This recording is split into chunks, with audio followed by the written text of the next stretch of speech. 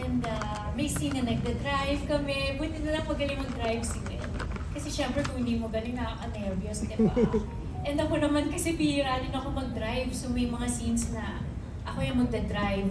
Tapos ang daming tao sa likod ko. Kasi kung mag-pray na kayong lahat kasi last time ko nag-drive was like almost a year ago. Yung gano'n, yung pinagpe-pray ko sila na na mag-pray tayong lahat kasi magda-drive ako. Yung gano'ng feeling. Tsaka 5 days lang namin siya movie kaya sa totoo lang mabilis lang yung pagsasama namin. Kaya bitin, sana mga 4 days na matirek. 5 days.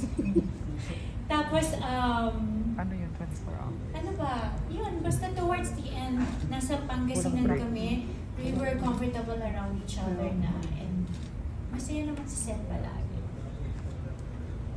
Well, ayun po. Kasi parang sa loob ng 5 days na yun, napakarami na namin kwentuhan. Lahat kami actually napag-awanan, ganyan. And siguro yun yung parang nagpalakas ng bonding namin lahat. Yung pagsasama namin sa mga kwentuhan, mga small talks, ganyan. And of course, yun nga, we need to practice. And mayroong isang beses na nagka-drive ako, sabi niya sa akin, wait, kasi ano ko pa na mag-drive doon? Kinanod niya ako. Kaya ayun, yung mga nagpakomportable sa akin. Kasi, yeah, mabilis siya mag-drive, pero assertive siya, which is good. And si Direk Adolf talaga, pag cool yung director mo, lahat sa set cool, diba? Yeah, thank you po. And next question ko is, ano po yung naging first impression nyo sa isa't isa while doing the, before working in the film? And ano yung ngayon na na-discover nyo na after shooting the film or completing the film? Before, yun nga na, feeling ko he's so young and kaya ba niya maging Xander, yung ganon. But towards the end of the movie, perfect siya sa role na Xander because he has this purity in him, kay Will, and the kindness in him na authentic, na yun yung si Xander yung mabait siyang bata. Ako, bago po kami mag-meet, una kong nasa isip is parang madali ko bang malalapitan siya? Parang pag tinignan ko kasi nung time na yun, nandun kasi yung kaba ko eh. So parang sabi ko, malalapitan ko kaya mamamansin kaya I mean, mamamansin oo, pero I mean yung parang maging komportable, like magkaroon talaga ng usapan. Pero after naman namin magawa itong pelikula na ito, nakita ko talaga na approachable si and parang hanggang kaya niya talaga magkikwento, magkatalo. So kumbaga, gagawa talaga ng way para maging komportable, magkakilanlan. Tama ba? Magkakilanlan kayo. Ayun, thank you so much po. And question ko naman po for Direk and the writer po. For this film po, since po this is a May December story po, alam naman po natin na marami na po lumalabas na story or movies before and ngayon po na current na movies and series din po. So, how will be this different po sa mga napanood po namin Among Us? Or ano po yung unique sa movie? Well, as you mentioned, marami ng kwento ng May December. Pero dito, ang take-off point namin, ang team nito, it's like, from the point of view of an empowered woman. Kasi lahat naman ng babae ngayon gusto maging empowered eh. Pero pag nandun na sila, masaya ba sila? Are they happy, fulfilled? Pero dito, malinaw sa akin na while writing it, na nagwi-witness din sa akin, the best time to reassess your life is during your down moments or low moments. Kasi dun mo maisip or dun mafo-focus kung babangon ka ba or yung mga past mistakes mo, magta-transcend ka ba dun? O dun ka lang talaga ma-stuck? Yun yung malinaw na tema sa akin. Hindi ako nakapanood ng ibang films about May December, pero dito kasi, it's close to my heart. Hindi dahil may lover ako. It's close to my heart kasi, pangarap ng bawat babae na maging masaya. hindi porke may pamilya, may basic structure ng family, or may jowa, or anything. Pero, for me, it's clear na for you to be able na maging masaya ka, na-reach mo na yung pinaka-goal mo sa buhay. The story kasi started nun sa book na the things you don't give a shit about before you die. Parang gano'n eh. Lahat tayo may mga wish list sa atin. Mga babae, mapag-gay, palalaki, may wish list. Like ako, specific ang wish ko. May listahan din ako. Pero with the character of Ina here, yung mga wish list niya, yung mga weird na nangyari. And yun yung naging opportunity niya to meet Will. And then, yung story, nag-progress siya na siya isang road movie actually. And lastly, ang journey kasi for me, it represents life eh. Diba? It's painful but sweet. So itong dalawang ito, despite the age difference, meron sila kanya-kanyang unfinished business eh. May mga unfinished mission sila. So, well, mapapanood ninyo kung may time kayo mamanood.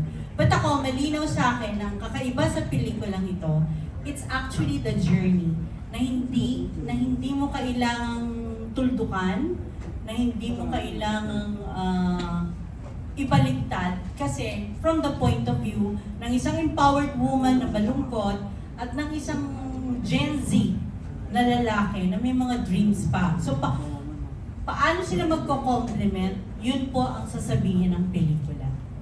Thank you po. Sorry.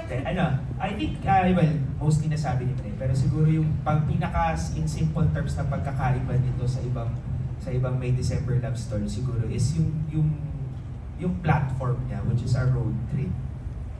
Because when you're on the road, you discover each other, you meet different kinds of people, you go on an uncharted territory, diba? And with those in mind, nalalabas yung true self ng mga characters. So, kumbaga, things that are unexpected happen to their characters, and in the process, they found each other, which may or may not blossom. Pero, di ba, at the end of the day, sabi nga nung cliche, the journey is more, the journey is more important than the destination. So, whether or not they end up together, at least they learn from each other. Kasi, totally magkaiba sila ng orientation, di ba? Isang powerful woman, and then isang binubuo pa lang yung kanyang mga pangarap. Thank you so much po.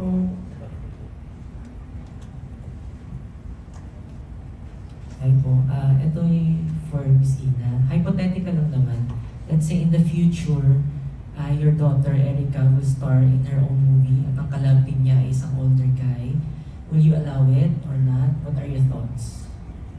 Why not? Kasi pag artista ka talaga, hindi ka pwedeng maging choosy, di ba? Kung ano talaga yung tinatawag ng art, you have to do it. Pero ang tanong siya yung tanungin kung papayag ba siya. Pero for me, kung maganda yung story, why not? Curious lang ako, may mga nagtitipuhan ka bang pwedeng ipareha sa kanya na kalapin mo dati or what? Na feeling nyo mas safe kayo na pag ito yung kapareha niya, parang it's a go-go, no? Grabe, never ko naisip kasi. Kasi si Erica, kailan lang kausap ko siya, focus niya talaga sa music eh. Tinanong ko siya talaga na, you know what, Erica, you can always come back here and you can act.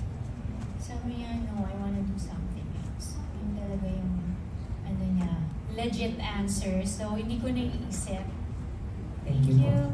Ito naman, very not so serious question, no? Kasi nung nakita yung poster, tapos may mga nagko-comment na X and Y yung title, may nagko-comment na akala nila it's a Pokemon movie. No? So, I just wanna ask, no, kung anong favorite character niyo sa Pokemon? Pikachu, di ba? Pikachu. Yun ang kilala ko eh. And it's you. Greninja. Wala. Greninja. Yun lang.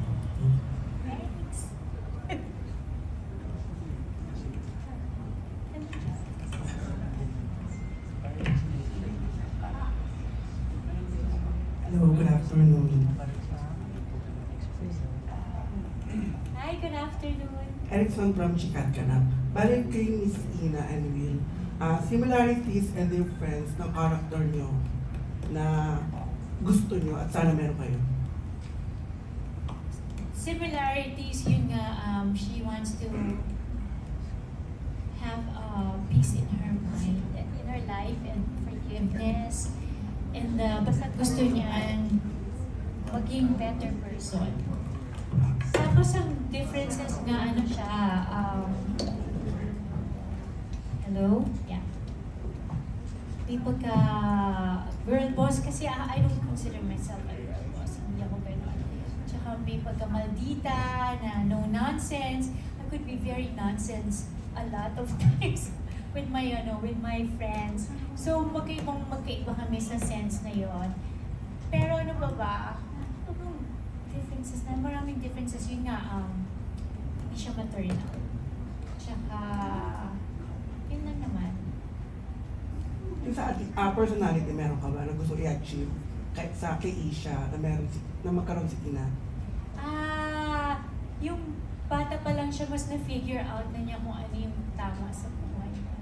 Ganun. Kasi na-figure out niya yung ano na siya nga, mid-40s, diba? Medyo a little late, but it's never too late to change, you know? Never, it's never too late. Yun lang. Thank you, Sri lang. Siguro yung gusto ko na makuha sa kanya. Kasi yung parang kahit na sobrang down na ng buhay niya, nagagawa pa rin yung lumaban ng yung puso. Kasi ako, personally, pagka nangyari sa akin yung ganung bagay, may naloob ko eh. Hindi ako nakakilos. Hindi katulad ni Sandy na talagang kahit malayo siya sa magulang niya, talagang ginawa niya yung kaya niya para makatulong sa magulang. And yun, yung similarities naman. Yun nga po, gaya na sinabi ko kanina, parang willing gawin lahat ng bagay para sa